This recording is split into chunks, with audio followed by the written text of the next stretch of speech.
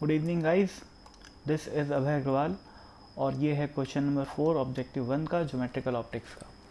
A point object is placed at a distance of 30 centimetre from a convex mirror of focal length 30 centimetre. तो convex mirror है, ठीक है। Convex mirror में अब देखो, question हम बाद में सॉल्व करेंगे, पहले कॉन्वेक्स मिरर में होता क्या ये समझ लो। अगर एक, मैं यहाँ पर क्वेश्चन में पॉइंट ऑब्जेक्ट का जिक्र किया हुआ है, लेकिन मैं आपको एक रियल ऑब्जेक्ट का डायग्राम बना के यहाँ पर दिखाया हूँ, रे डायग्राम। कोई भी रियल ऑब्जेक्ट है अगर कॉन्वेक्स मिरर के केस में, तो उसका रे डायग्राम कुछ इस तरीके का बनता है। क्या करते हैं अपन, एक रे अपन parallel to the principal axis भेजते हैं, जो कि पास होके कहाँ से पास होती है, फोकस से पास होती है। सॉरी, जो रिफ्लेक्ट होके कहाँ से पास होती है, फोकस से पास होती है, अगर उसको पीछे की तरफ बढ़ाया जाए तो, ठीक है। एक रे ऐसी बनाते हैं जो कि सेंटर की तरफ जाती हुई रहती है। सेंटर की तरफ जाती हुई रहती है तो क्या होता है, वो नॉर्मल टू द मिरर होती है, तो वो एग्जैक्टली जिस पाथ से आई थी उसी पाथ पे वापस चले जाती है, यानी कि ऐसे चले जाती है, ठीक है। तो जब भी रियल ऑब्जेक्ट होता है तो वो कैसा इमेज बनाता है, यहाँ से लेकर यहाँ के बीच में इमेज बनाता है, यानी कि पोल से लेकर फोकस के बीच में एक इमेज बनाता है, ठीक है। तो कई बच्चे इसका आंसर ये देंगे, पर ये गलत है। मेरा ये रे डायग्राम बनाने का मतलब रे डायग्राम सिखाना नहीं है, क्योंकि ये क्वेश्चन रे डायग्राम की रिक्वायरमेंट कर ही नहीं रहा है, ठीक है। लेकिन आपको इमोशनल नहीं होना है। जैसे ही आपने देखा कि एक मिरर है जिसकी फोकल लेंथ 30 सेंटीमीटर है और ऑब्जेक्ट भी 30 सेंटीमीटर में रखा हुआ है, तो हम क्या करते हैं कि इमोशनल हो जाते हैं। ऐसा लगता है कि फोकस पे रखा है ऑब्जेक्ट तो इमेज बनेगी इन्फिनिटी पे, पर ऐसा नहीं है भाई। कॉन्वेक्स मिरर का जो फोकस होता है वो बिहाइंड द मिरर होता है, वहाँ पर कोई ऑब्जेक्ट एग्जिस्ट ही नहीं कर सकता। वहाँ पर कोई रियल ऑब्जेक्ट, चाहे वो पॉइंट साइज का हो चाहे वो एक्सटेंडेड ऑब्जेक्ट हो, वो वहाँ जा ही नहीं सकता, ठीक है। तो इन्फिनिटी पे इमेज बनने का तो सवाल ही नहीं बनता अगर ऑब्जेक्ट रियल है तो। अब कॉन्वेक्स लेंस है, ठीक है।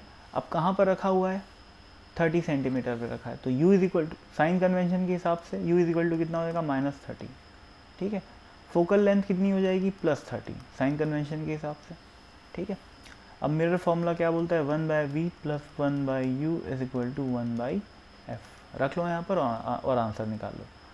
तो 1/v कितना हो जाएगा, 1/f माइनस 1/u। इससे v की वैल्यू क्या आ जाएगी, u into F upon u minus F. Values put करेंगे तो 30 इंटू -30, सॉरी -30 इंटू 30 है ना, क्योंकि u की वैल्यू -30 है, इंटू फोकल लेंथ 30 है, अपॉन u -30, यानी कि -30 माइनस ऑफ 30। तो ऊपर नीचे से माइनस साइन कट जाएगा और क्या बन जाएगा, ये 30 इंटू 30 अपॉन 60, ठीक है। तो ये 2 और ये आ गया 15 सेंटीमीटर, ठीक है भाई। तो 15 centimetre with a plus sign अपना आंसर आया। इसका मतलब प्लस साइन आया, मतलब पोल के राइट साइड में इमेज बनेगी, ठीक है ना भाई। क्योंकि साइन कन्वेंशन क्या कहता है, अगर ऑब्जेक्ट है लेफ्ट साइड में तो इंसिडेंट रे की जो डायरेक्शन है वो ये है, यानी कि ये वाली डायरेक्शन पॉजिटिव मानी जाती है। और अगर इमेज +15 सेंटीमीटर पे बन रही है, इसका मतलब इमेज पोल से ऐसे जाने पे मिलेगी, ठीक है ना। ये पोल है, +15 का क्या मतलब हुआ कि प्लस डायरेक्शन में जाएंगे, यानी कि इंसिडेंट लाइट की डायरेक्शन में जाएंगे तो प्लस आएगा, ठीक है। तो पोल से राइट साइड जाएंगे तो ऑब्वियस तभी जाके इंसिडेंट लाइट की डायरेक्शन पकड़ेंगे, क्योंकि इंसिडेंट लाइट कैसी आ रही है, ऐसी आ रही है। तो पोल से 15 सेंटीमीटर पीछे जाने पे अपने को क्या मिलेगी, इमेज मिलेगी। तो यहाँ से लेकर यहाँ तक की डिस्टेंस जो है वो 15 सेंटीमीटर हो जाएगी, ठीक है ना भाई। तो ऐसे सॉल्व करना है, ठीक है। वैसे तो देखो इतनी मैनिपुलेशन की ज़रूरत थी नहीं, सिंपल आप चाहो तो मिरर फॉर्मूला लगाओ, आंसर निकालो, कोई दिक्कत नहीं है। लेकिन हम अभी एग्ज़ाम में नहीं बैठे हैं, तो आंसर निकालना सिर्फ ऑब्जेक्टिव नहीं है हमारा, है ना। जितना सीख सको एक क्वेश्चन से उतना सीखो, उतना अच्छा है। तो थैंक यू सो मच।